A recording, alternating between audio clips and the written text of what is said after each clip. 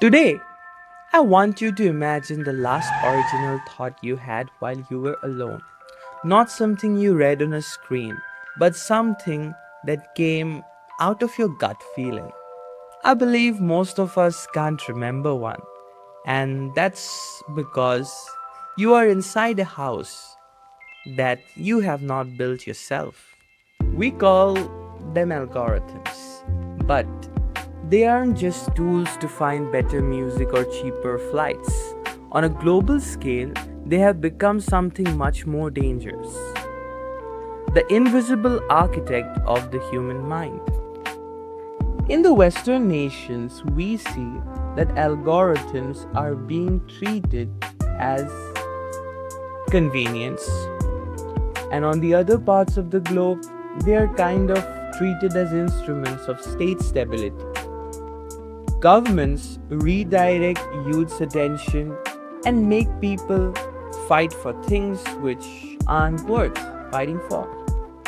When I wrote my book Terror in Palestine, I saw how different regions of the world are fed entirely different realities by the same platforms. And they are bringing up a digital border that makes billions of people perceive conflict, justice, and each other in a different way. Now, recently we can see Russia's Pravda network, which has published millions of AI articles. These targeted articles designed are not for humans, but for web crawlers that train the large AI models. This tactic is called AI poisoning, and it's already influencing what chatbots, search engines, and even Wikipedia presents as truth. And governments are responding unevenly. The EU's tech sovereignty package and the UK's digital standards strategy aim to reclaim control over algorithms, while China doubles down on AI powered influence operations. The result of this?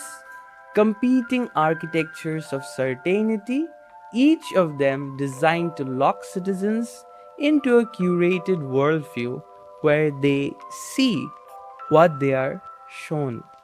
By optimizing for engagement, algorithms are prioritizing the most polarized versions of our neighbors, something which the government wants us to see or the people want us to see, but we should not. We don't know what's contemporary, what's right, what's wrong. We just believe what we are shown. The real damage is happening inside us. Intuition is kind of a muscle. It's the ability to sit with uncertainty and make a choice anyway, because we are human. Today, we don't choose, we accept. We adjust to whatever the organization or the upper authority says. When an algorithm makes every minor decision for you, your intuition begins to drop. You lose the ability to trust yourself because you trust something more than yourself now. This is the invisible architect at work.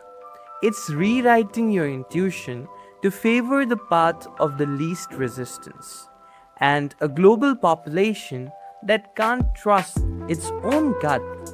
This is a population incredibly easy to manipulate. Once it was said that when you take imperialism and skepticism to its most logical extreme, you end up with consumerism. And that's what is being done with our brains now. So, how do we push back? It's not about deleting your apps, it's about reclaiming the gray area. In my own life, from failing NEET to choosing a career as an author and to stay true to my heart, the best moments happened because I ignored the logical or suggested paths by others. I leaned into the discomfort and listened to my heart. Globally, resistance is taking in shape. and policies are becoming personal choice. The OECD and World Bank now argue that digital governance must treat information like infrastructure, funding quality journalism, regulating AI training data, and protecting citizens from algorithmic manipulation.